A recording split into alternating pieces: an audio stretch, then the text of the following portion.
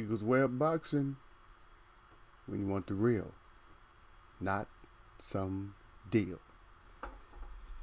Yeah, we back in here again. I just had to wrap this up. I had to do this because I didn't have my clips earlier when I did my little short live. But we know I can't come on my scheduled time because just work, man. They got me working, man. Work. So would have been 15, 16 days straight. But thanks to the man who came up with this Thanksgiving. Yeah, the Thanksgiving saved me on this one, y'all. From working that many days straight. So let's get into this thing a little bit as we explore what happened during the Wilder and Ortiz 2. Yep. Y'all see me. I'm in the corner today. Over in the corner, man. Yeah, let's check it out. I don't think we're going to do these in any specific order, but we may. We may switch them up just a little bit. So if you see one, you say, yeah, we need to talk about that. No, we don't necessarily. We'll get back to it.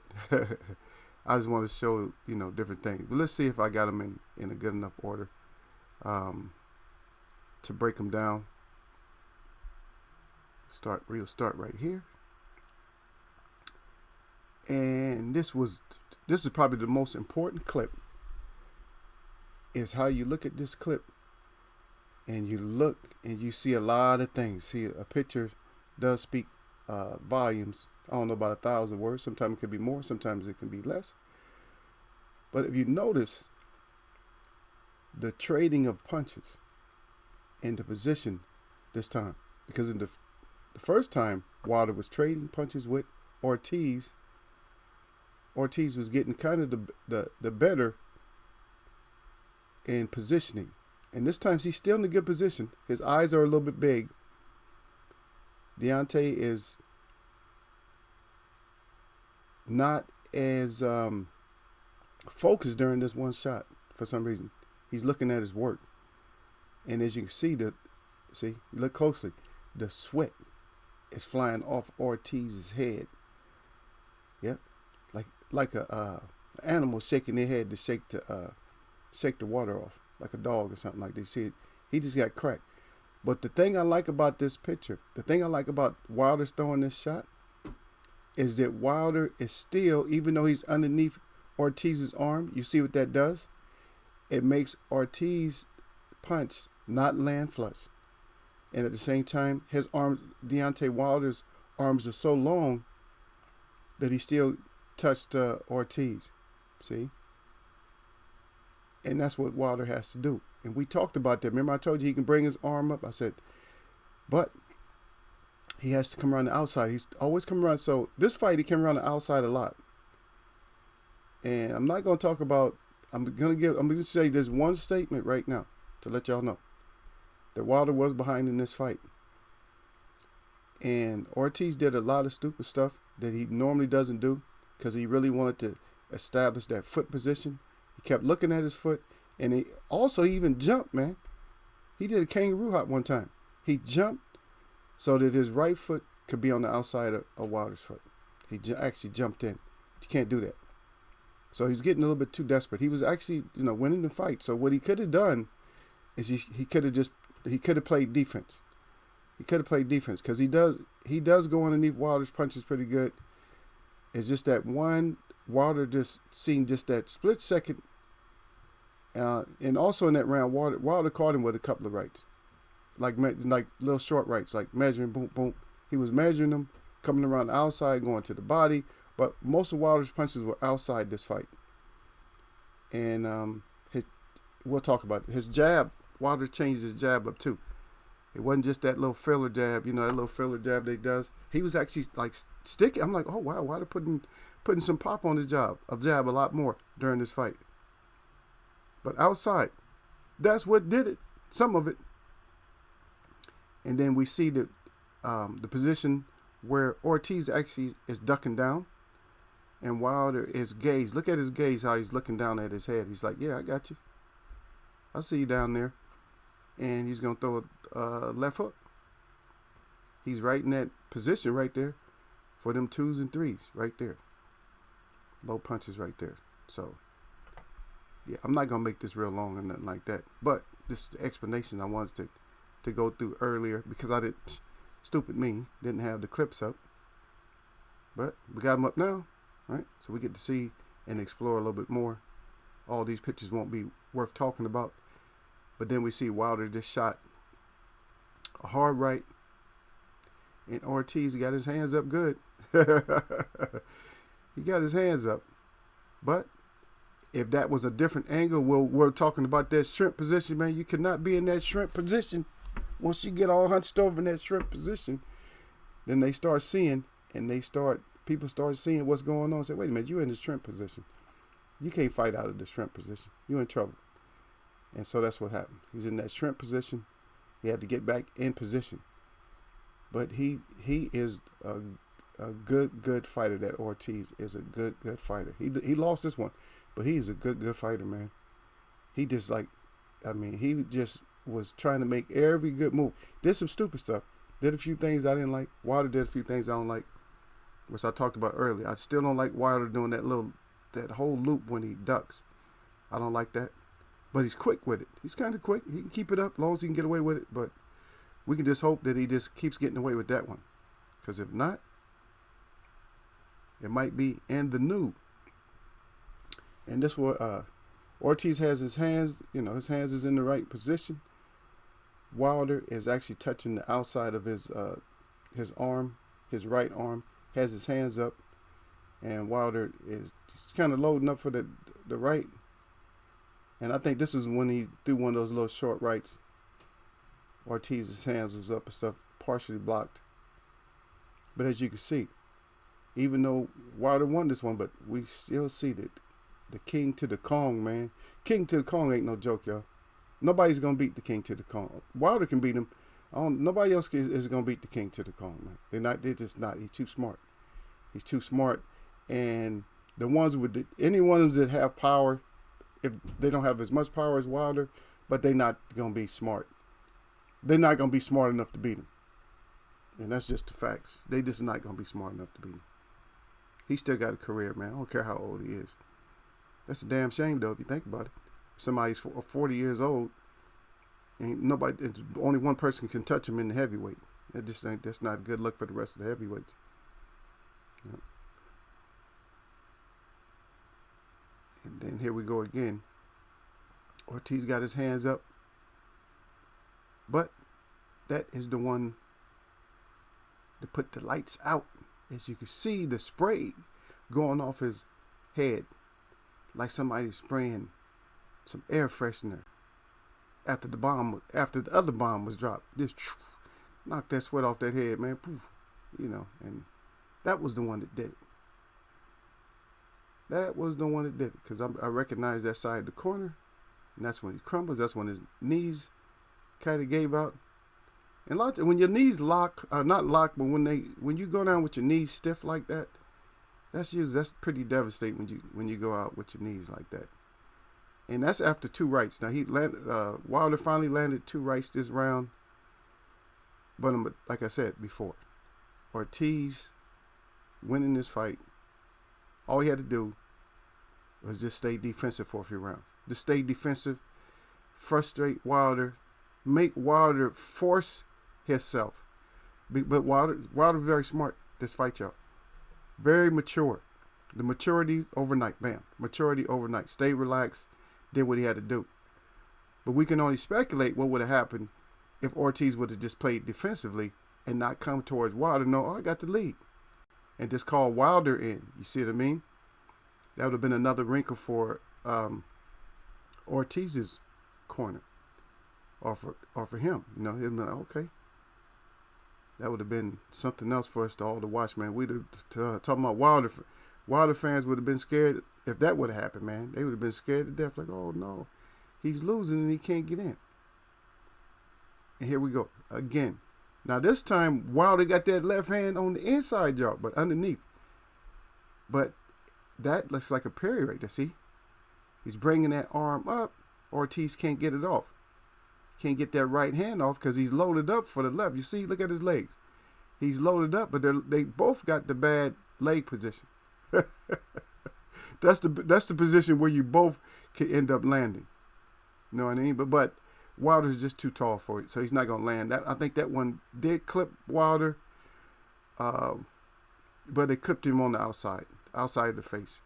You know, just enough to like it's almost like I call it like a flesh wound, where it just scrapes across your face, but it's no hard chin checking and nothing like that. No, so. And again, there go Wilder. That's one of those nice little jabs and stuff. Because he kept, man, I like that, man. Wilder matured, man. He's not just putting that little blinding jab out there. Sometimes he's snapping it out. He's snapping it out more than using the blinding jab. Because usually he uses that blinding jab.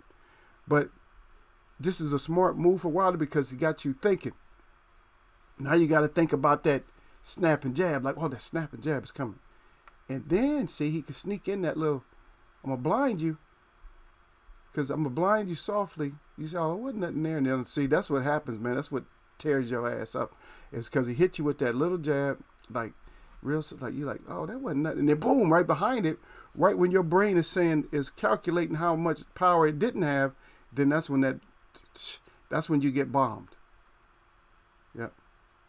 Good position. That's where you needed to keep Ortiz most time, but Ortiz was all over you, man. Double stepping, that little double step move was working. But that one, he did that kangaroo hop, man. He was really trying to like establish, like, I can do this. He was trying all kinds of little tricks on Wilder, man, and they were actually working. But the thing is his work rate was not effective enough, and Wilder couldn't get Wilder to panic. See, Wilder did not panic when he did all this stuff. Another fighter would have panicked and would have been out of there, but Wilder did not panic, man. So shout out to Wilder for the maturity. Really getting mature right there. Right there, Wilder's on the end of a punch, though. He's on the end of a right hand, but he's on the end. And I don't like this positioning for Wilder. When Wilder gets up like this, see how straight he is? The only one in punch position right now is Ortiz. And that's when Ortiz did that little double step to get in, just like Pacquiao does sometimes. They do that little double step. So he finally got in, got that right hand off. One thing about Wilder is that he does have his arms up, though. Got his arms up, so it did block a little bit of it. Blocked enough of it to where, you know, he kept his mind and all that. So he wasn't that hurt. Yeah.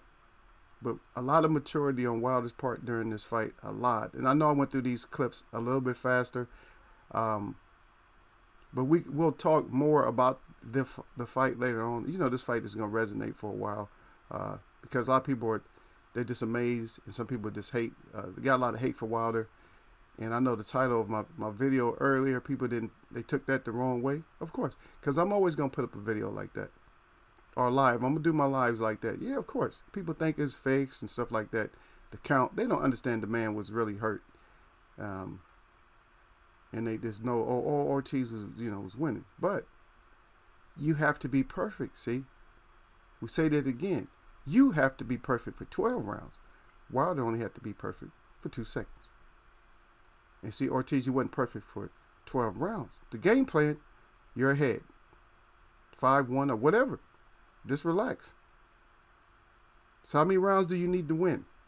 If you're up by 5 rounds, or even if you're up by 4 rounds, how many rounds do you need and you're in the 7th round, how many rounds do you need out of those 7 rounds? How many do you really need?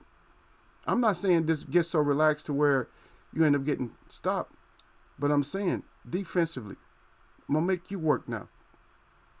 Now, if I make you work for a couple of rounds, right? If I got opportunities while I'm making you work, I can still win a round. Or let you make you just work hard and hard, and then I come back, and I win a couple. I'm not just giving you rounds, but I'm going to make you work for the round. There's a difference. I'm not trying to give you the round, but I'm going to make you work for the round. See? So don't be thinking, oh, no, you're wrong about that. No. Make you work for a round. I'm already winning. Because every once in a while, I used to, so sometimes I go to the park, man. And, I don't know, it's been a while, though, since I went to this one park where I can go down there and get me some money.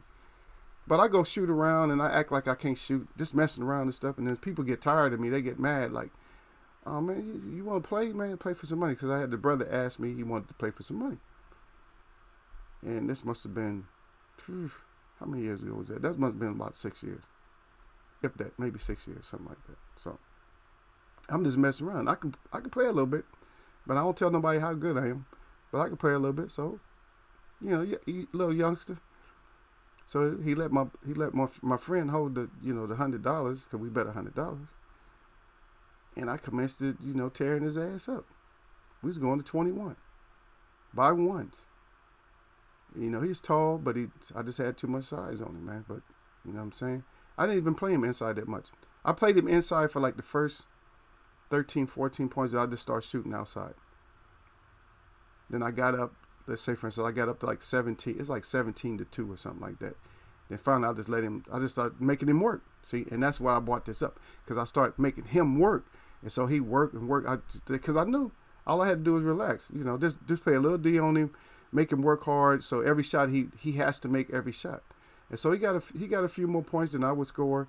He get a couple more points than I would score, and then, finally, I shot my last outside shot, to get 20. And then I got the ball, and then I just, powered him underneath, and it was game. So I beat him like 21-7, something like that. See, and that's what I'm talking about. Is that you let your opponent work their way back into it. See, I didn't say give up nothing, but let them work themselves back into it. You did your good work. Now let them work. But that was the mistake, one of the mistakes. And then again, this is what we saw before, is with those looping shots that Wilder was using this whole fight. And look down at the feet. You see the foot position? You see Ortiz is actually on his foot, but he didn't panic. Because he still know I'm taller. I got longer arms. My punch is there. His punch is barely there. They're both of them punches is connecting. But Wilder's is connecting a lot more. And so that those looping punches, what happens, especially when you're off balance like that. So Ortiz is on Wilder's foot, and then he's because he likes to be on his toes a lot too, Ortiz. And when you're taking that kind of a shot, and you're on somebody's foot, then that knocks you off balance. So you can't really throw that left. He wants to throw that left, but he can't really throw the left. You see what I mean? And Wilder's in position to throw his right, but their feet are touching. So now neither one of them have the advantage as far as like throwing a straight shot, except what Wilder does because of the longer arms. But none of them's on the out. Neither one of them are on the outside. So that's just an example of what happened during that fight, and why Ortiz was always switching his feet up and stuff, because he did get knocked off balance. But shout out to Wilder for throwing those looping shots, staying nice and comfortable. And Ortiz, you could have scared us a lot more. If you would have went on for 2 more rounds, everybody would have been nervous and biting their nails and everything else. But that's on your camp. You guys, your corner should have told you, go into defensive mode, more. Not telling you to be careful, but just go into defensive mode. Let Wilder do some stuff. Just wait for him to make a mistake. Because when you jumping in and doing that little, kangaroo jump and all that, that might have costed you. And you did end up, you end up with the L, because that right hand was good. Got you with 3 of them. That third one, that was the money maker right there, with just like 9 seconds left, somewhere around there. That's Wilder caught you. But much respect to Wilder for coming out being more mature, and it just goes to show you guys again, like I told you, that one camp, you can clean up a lot in one camp, and he cleaned up a whole lot of his game. Some things I still don't like, but he cleaned up a lot of stuff in his game, and then he showed a whole lot of maturity by being nice and relaxed up in there. And that's what you got to do when you're in there. You got to be relaxed, man. You got to be like, okay, I'm slipping that. Okay, I felt it. It ain't nothing. Keep your eyes the same way. And Ortiz, even in this picture, eyes bulging out. And Wilder even mentioned that after the fight, that he could see stuff that was bothering Ortiz. And that's one thing that Ortiz never learned, is to not show no emotions when you're fighting. You don't show it, as far as face wise. But anyway, shout out to the LDBC, and shout out to all y'all that mess with me, man. Nothing but blessings, man. Eagle gotta get to work, man. I'm going to see y'all, man.